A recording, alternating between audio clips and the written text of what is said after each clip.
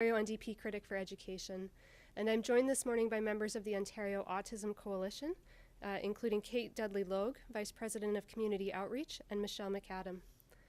We're here this morning because the government has changed the Legacy Autism Program, which means that beginning this week and over the next few months, the children who have received therapy under this program will be transitioning into our schools.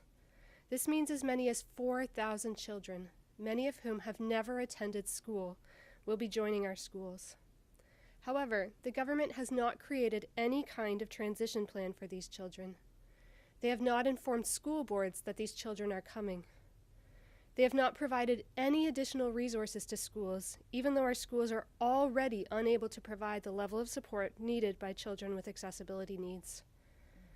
This means that the already inadequate resources to support children will be stretched even further, putting the safety of children and education workers at risk. Without a transition plan and without proper programming, the government is setting these children up to fail, leaving families and schools to pick up the pieces. With no plan in place, the transition is also abrupt and severe for families and children who've had a routine and intensive therapy for the past 4 or 5 years. We are here today to call for a proper transition plan for these children, including adequate funding to schools for supports and communication with parents, school boards, and educators. This is what these children need to succeed and thrive and have their right to a quality education respected. Nous sommes ici ce matin parce que le gouvernement a changé l'ancien programme des services en matière d'autisme cette semaine. Le programme qui a été mis en place par le gouvernement Wynne et qui a continué de payer pour la thérapie de 4 000 enfants pendant les 5 dernières années. À cause de ce changement, les enfants qui faisaient partie de ce programme vont transitionner à l'école. Ça veut dire que 4 000 enfants vont être ajoutés à nos écoles, dont plusieurs qui n'ont jamais été à l'école. Mais le ministre de l'Éducation n'a pas créé un plan pour leur transition. Il n'a pas communiqué avec les conseils scolaires au sujet de ces enfants. Et il n'a pas donné les ressources nécessaires pour soutenir ces enfants à l'école. Sans des ressources nécessaires, nous mettrons à risque la sécurité de nos enfants et nos travailleuses et travailleurs en éducation. Nous sommes ici ce matin pour demander au gouvernement de mettre en place un vrai plan pour la transition de ces enfants, de donner aux écoles les ressources nécessaires pour leur soutien et de bien communiquer avec les parents, les conseils scolaires et les travailleurs et les travailleuses en éducation. Nos enfants ont besoin de ces soutiens pour réussir et pour recevoir l'éducation de qualité à laquelle ils ont droit. And now I'm going to turn it over to Kate to talk more about what this will mean for these children. Good morning. My name is Kate Logue, and I'm the Vice President of Community Outreach with the Ontario Autism Coalition. I'm also the mom to 2 legacy kids who will soon be transitioning to core services in the new OAP. As MPP Pasma has discussed, legacy kids will be facing a dramatic cut to their therapy hours due to the funding caps in this new program. This means that these kids will be at school for much longer periods of time, and many will even be registering for schools for their first time ever. In previous iterations of the autism program, there has been what was called the Connections program, which was a 6-month link between therapy teams and schools to ensure that kids with autism had a proper and gradual transition into the classroom that was safe for everybody. The advisory panel created by this government in 2019 had recommended that this program stay in place, but it has not. Zero transition plan has been made for these kids, and in fact, school boards have not even been informed that these kids are coming. Nor have they been giving any additional funding to ensure that these children have adequate supports in place. We have great concern that schools are not going to be able to handle the sudden influx of kids with high needs that are coming. This will lead to further instances of exclusions and put further stress on our already stretched educators who are desperately trying to do the best for all of their students. Abandonment of these kids at school will lead to tremendous regression. A communication plan needs to be made between the MCCSS and the Ministry of Education. This includes investments to cover the extra costs associated with supporting the needs of all kids with special needs in schools. I'd now like to introduce Michelle McAdam. She is the mom to 2 legacy kids who will be newly registering in public schools for this September. Good morning. My name is Michelle McAdam, and I'm a proud mom to two autistic girls aged 10 and 12. Both of my girls were diagnosed with severe autism.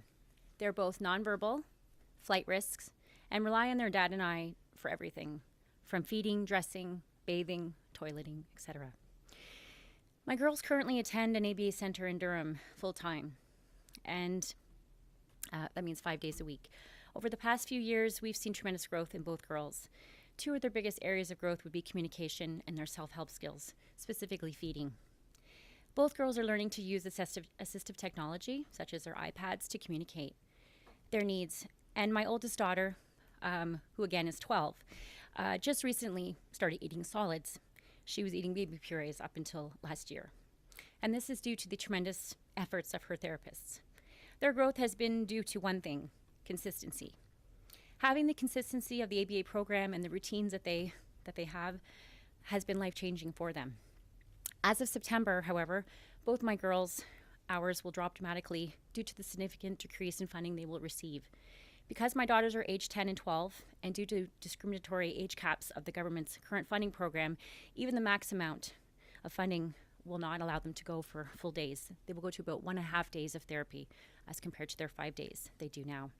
What does this mean? Both girls who only have known their center will be thrown into an already overcrowded public school system.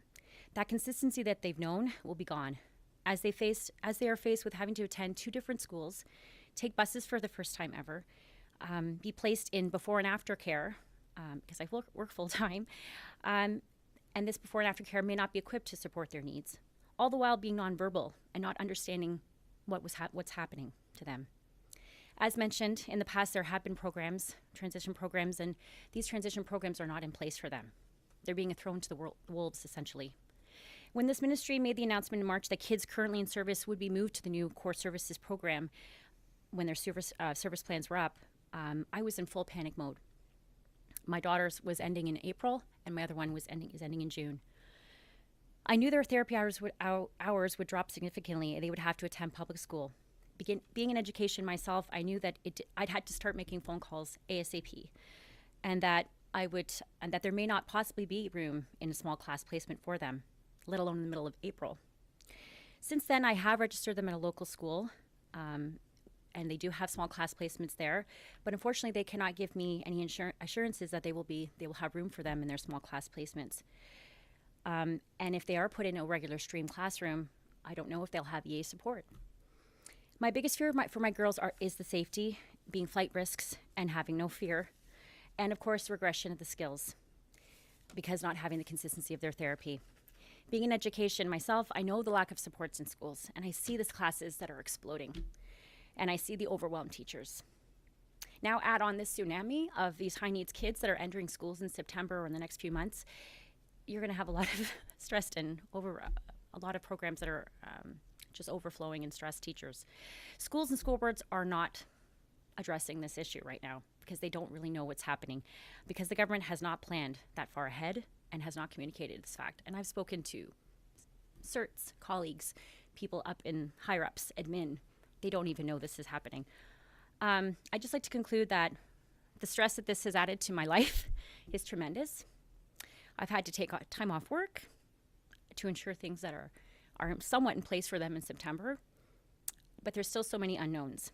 Also, the lack of information that the ministry has provided and the transparency has also led to a great deal of confusion and stress, and I know I'm not the only person that feels that confusion and stress. I never imagined that I would have to advocate this much for my daughters. I think about the struggles that they face every night before I go to bed, every morning I wake up, and throughout the day. This is why I will never stop advocating for my children. Thank you. At this time, if there are any questions, we will open up to questions. So, tell me on a personal level what that first day of school is going to look like in September. It's Labor Day weekend ends. Mm-hmm. Everyone's getting ready for school. What's it like in your house? Getting 2 kids. I am separated from their dad, so I am essentially a single mom.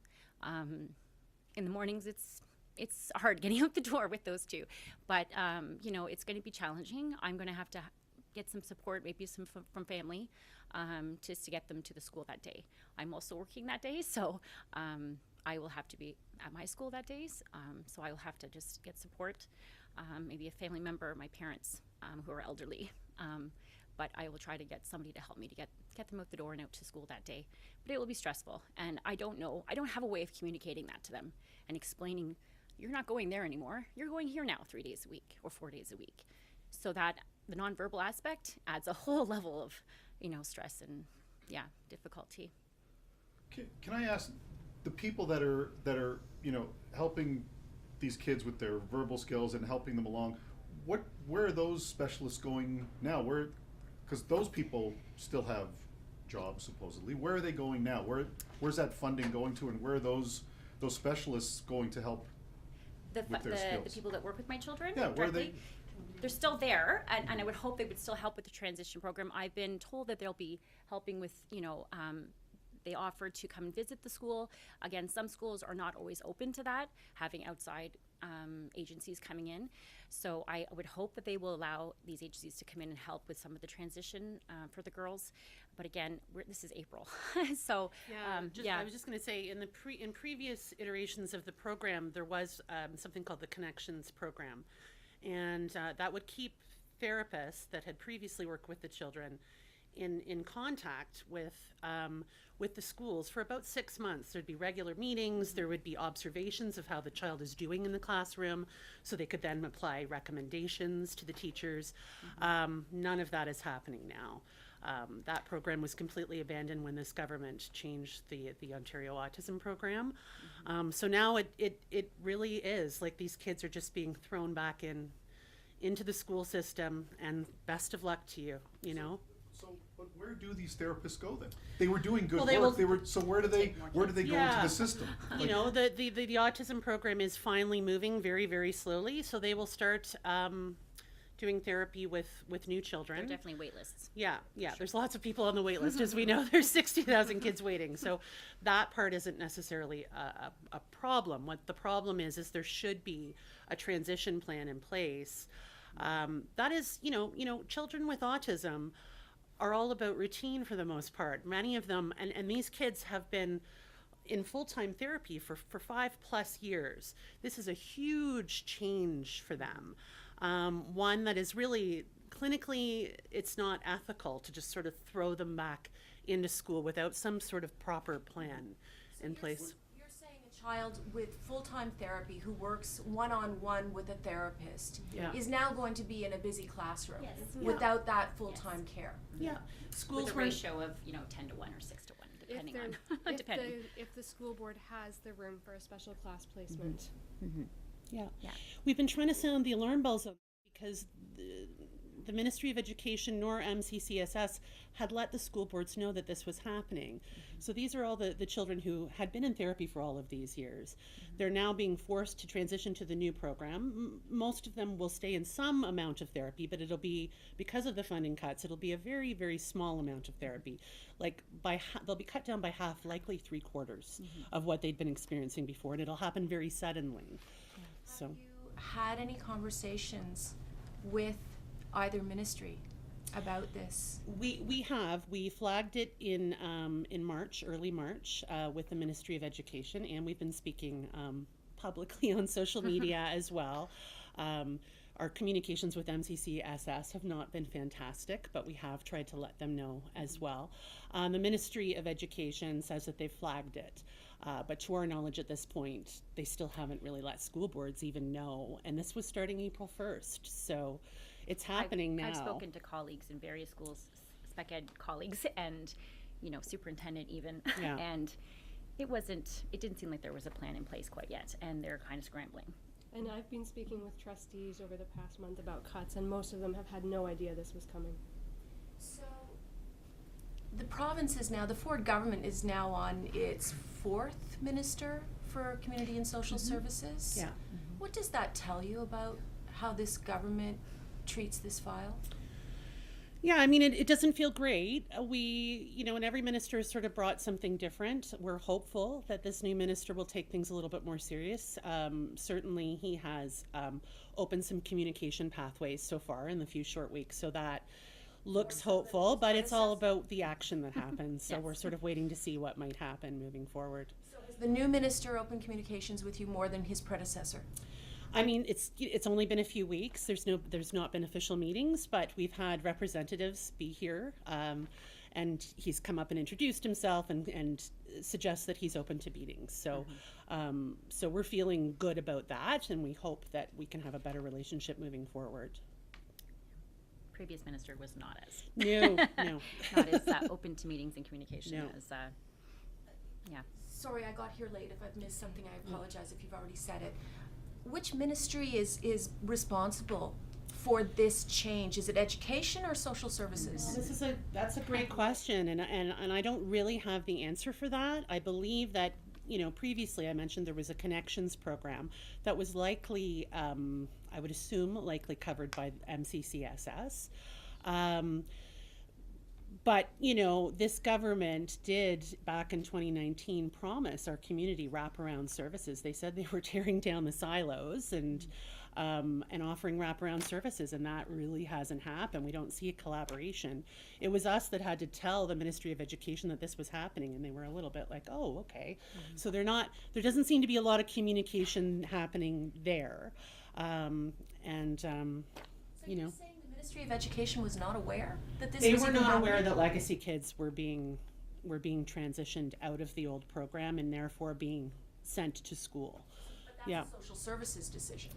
Yes, So and are you saying the two ministries aren't speaking to each other? I mean, I certainly can't say what happens behind closed doors, but I can tell you that when we had meetings with the Ministry of Education, we told them that this was happening starting April 1st, and they did not seem aware of that. No.